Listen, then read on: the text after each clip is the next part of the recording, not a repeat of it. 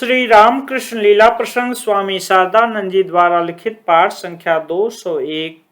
वैष्णव चरण तथा गौरी पंडित का वृत्तांत। कर्ता भजा आदि मतों के साध्य तथा साधन विधि के संबंध में उपदेश। कर्ता भजा आदि संप्रदाय के ईश्वर, मुक्ति, संयम, त्याग, प्रेम इत्यादि विषयों की कुछ बातों का यहाँ पर उल्लेख करने से पाठक हमारे उपरोक्त वक्तव्य को सहज ही समझ जाएंगे। श्री रामकृष्ण देव इन संप्रदायों की चर्चा करते हुए बहुधा हमसे इन बातों को कहा करते थे।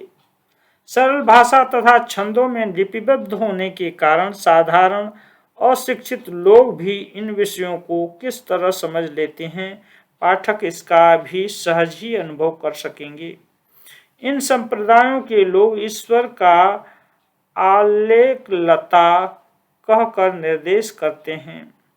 यह कहना अनावश्यक है कि संस्कृत के अलक्ष्य शब्द से ही आलोक शब्द की उत्पत्ति हुई है। वे आलेख शुद्ध सात्विक मानव मन में प्रविष्ट हो या उसका अवलंबन कर प्रकाशित होकर कर्ता या गुरु के रूप में आविर्भूत होते हैं। इस प्रकार के मानव को ही ये लोग सहज उपाधि प्रदान करते हैं। यथार्थ गुरुभाव से ओतप्रोत मानव ही इस संप्रदाय के उपास्य रूप से निर्दिष्ट होते हैं। इसी कारण इनका नाम कर्ता भजा हुआ।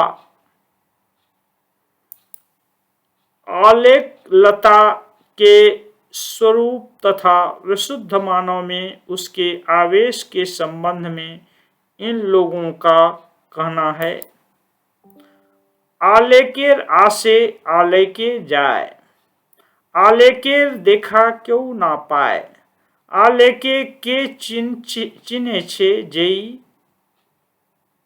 तीन लोकेर ठाकुर सही। अर्थात सबके अलग से ही वे आते हैं एवं सबसे अलक्षित होकर ही वे चले जाते हैं। किसी को अलक्ष्य का दर्शन नहीं मिलता। अलक्ष्य को जिसने जान लिया तीनों लोकों का वह प्रभु है। सहज मानव का लक्षण है, वे सर्वदा अटूट बने रहते हैं, अर्थात सर्वदा रमणी के साथ रहने पर भी काम भाव से कभी वे धैर्यच्युत नहीं होते। इस संबंध में इन लोगों का कथन है, रमणीर संगे थाके ना करे रमण, अर्थात रमणी के साथ रहकर भी वे रमण नहीं करते हैं। संसार में काम कांचन के भीतर अनासक्त रूप से रहे बिना साधक की कभी आध्यात्मिक उन्नति नहीं हो सकती। इसलिए साधक के प्रति उनका यह उपदेश है, राधुनी हई भी, व्यंजन बाटी भी, हाणी ना छुई भी ताय, सापेर मुखे ते भेकेर ना चाबी, साप ना गिली बेताय, अमी सागरे स्नान करिबी, केस ना भिजबे ताय। अर्थात रसोईया बनकर रसोई बनाना, व्यंजनों को बांटना, परंतु हंडी का स्पर्श न करना, सांप के मुंह पर मेढक को नचाना किंतु सांप उसे न निगले, अमृत के समुद्र में नहाना पर केशों को नहीं भिगोना। तंत्र में साधकों को जिस प्रकार वीर पशु दिव्य भाव में विभक्त किया गया है, इनके अंदर भी उसी प्रकार साधकों की ऊंची ऊंची श्रेणियों का उल्लेख है। औल बाउल दरवेश साईं, साईं पर आर नाई, अर्थात सिद्ध होने पर तब कहीं साईं बनता है। श्री राम कृष्ण देव कहा करते थे, ये लोग ईश्वर के अरूप रूप का भजन किया करते हैं एवं इस संप्रदाय के कुछ गीतों को भी वे हमारे समीप गाया करते थे। यथा बाउलों का सुर, डूब डूब डूब रूप सागरे अमार मन, तलातल पातल खुंजले पाबी रे प्रेम रत्न धन, ओरे खोज खोज खोज खुंजले पाबी हृदय माझे वृंदावन, आवार दीप दीप दीप ज्ञानेर बाती हृदय जले अनुक्षण ड्यांग ड्यांग ड्यांग ड्यांगा डिंगी चाला आवार से कौन जन। कुबेर बोले सोन सोन सोन भाव गुरु श्री चरण। अर्थात हे मन, तू रूप सागर में डूब जा, डूब जा, डूब जा। तलातल तथा पाताल में अन्वेषण करने पर तुझे प्रेम रत्न की प्राप्ति होगी। अरे ढूंढो ढूंढो ढूंढो, ढूंढने पर तुम अपने हृदय में वृंदावन को प्राप्त करोगे। साथ ही ज्ञान की बत्ती तुम्हारे हृदय में निरंतर प्रज्वलित होगी। परम निर्भरता के साथ जमीन पर नाव चलाने वाला कौन है? कुबेर कहता है कि सुनो सुनो सुनो, गुरुदेव के चरणों श्री चरणों का चिंतन करो। इस तरह गुरुदेव की उपासना तथा सब लोगों का एकत्रित होकर भजनादि में निविष्ट रहना ही उनके मुख्य साधन हैं। ये लोग यद्यपि देवी देवताओं की मूर्ति आदि को अस्वीकार नहीं करते, फिर भी उनकी उपासना प्राय नहीं करते। भारतवर्ष में गुरुदेव या आचार्य की उपासना अत्यंत प्राचीन काल से विद्यमान है। उपनिषद काल से संभवतः उसका प्रचलन हुआ है, क्योंकि आचार्य देवो भव यह उक्ति हमें उपनिषद में मिलती है। ऐसा प्रतीत होता है कि उस समय देवी देवताओं की उपासना बिल्कुल प्रचलित नहीं थी। आगे चलकर उसी आचार्य उपासना ने भारत में कितने प्रकार के रूप धारण किए हैं, देखकर आश्चर्यचकित होना पड़ता है। इसके अतिरिक्त शुद्धि अशुद्धि भलाई बुराई आदि के भेद ज्ञान को हृदय से दूर करने के लिए नाना प्रकार के आचरण भी साधकों को करने पड़ते हैं।